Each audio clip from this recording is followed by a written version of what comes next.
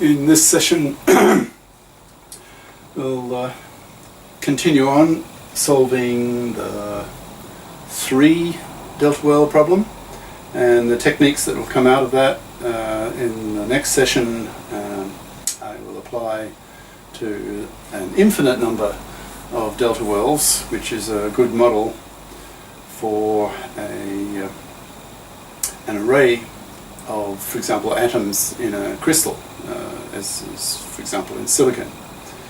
And this model is very useful in analyzing the behavior of conducting electrons in silicon, as in a transistor, for example, because you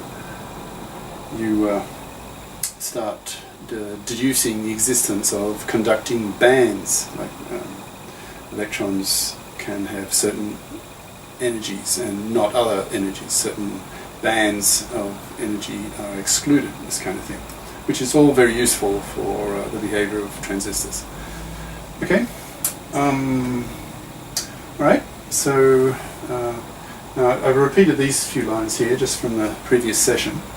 So here are your 3 delta worlds. So you have 4 regions. It's all one-dimensional, of course. Here's your x-axis. And the worlds are separated uniformly by a distance b, little b here, so naught b and minus b. And your potential well, the potential is this depth or height is v naught. Say if we put the potential, say here as 0, and then up here it'd be v naught. Okay. Now, because the potential is symmetric, then using the parity theorem, the potential is mirror symmetric. So that means the parity of the wave functions we get will be either even or odd. So that means we can halve the work. We only need to bother about the solution for the wave function. Yeah, what's your u in these 2 regions, 1 and 2?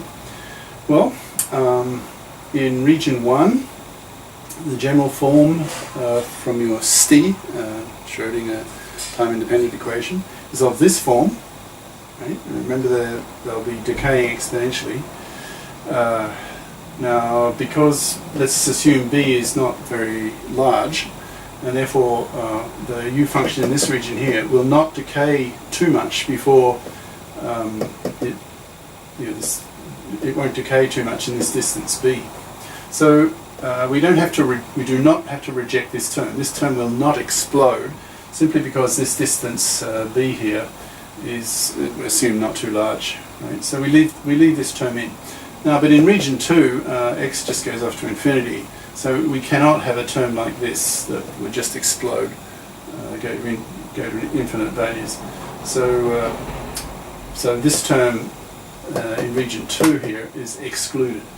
We don't know what the constant is, so we've got here 3, just in these 2 equations, we've got three unknowns, 3 parameters that we need to apply constraints to, the usual restrictions on the wave functions.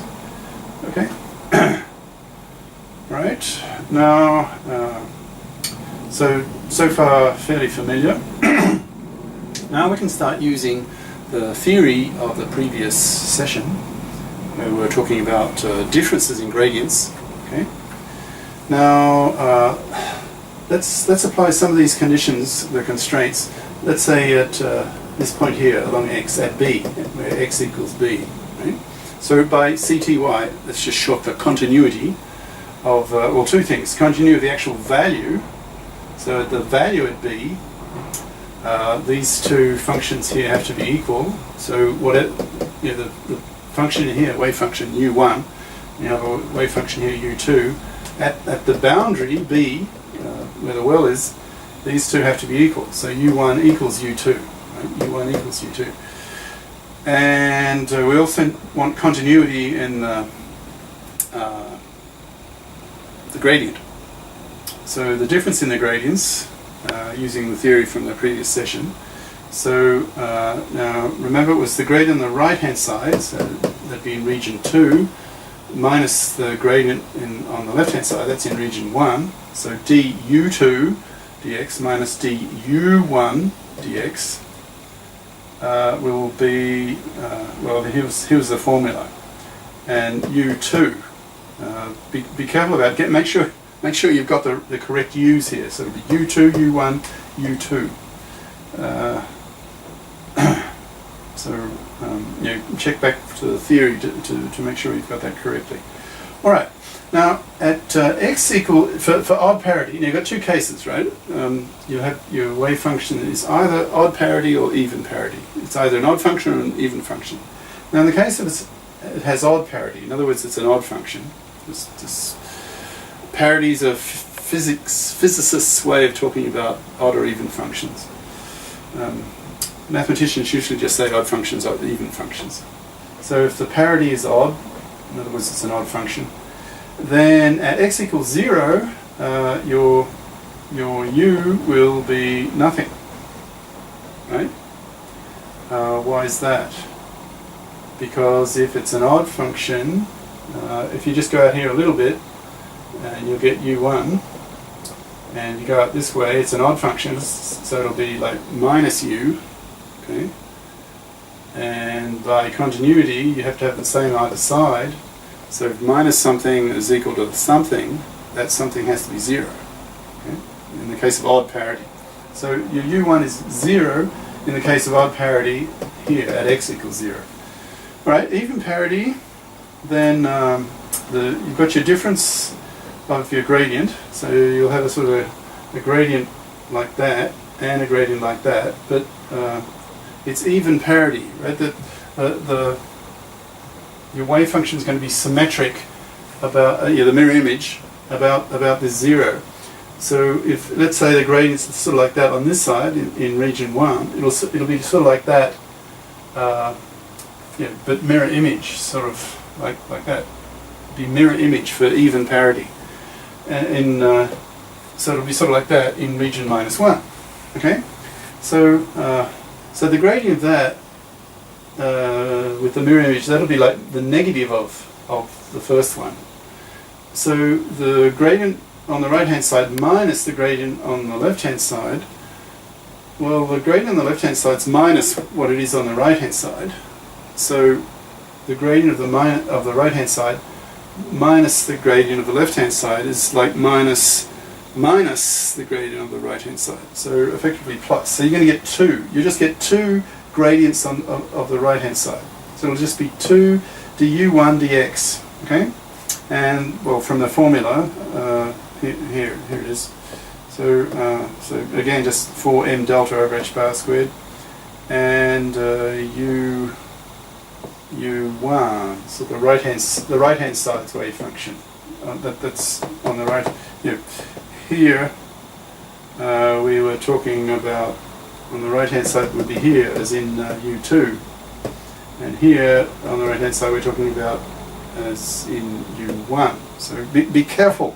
Be careful. I mean, it's critical. Otherwise, all your solving equations it just comes out as garbage because your input's garbage. So be careful about these suffixes. Is it 2? Is it 1? Be careful. All right.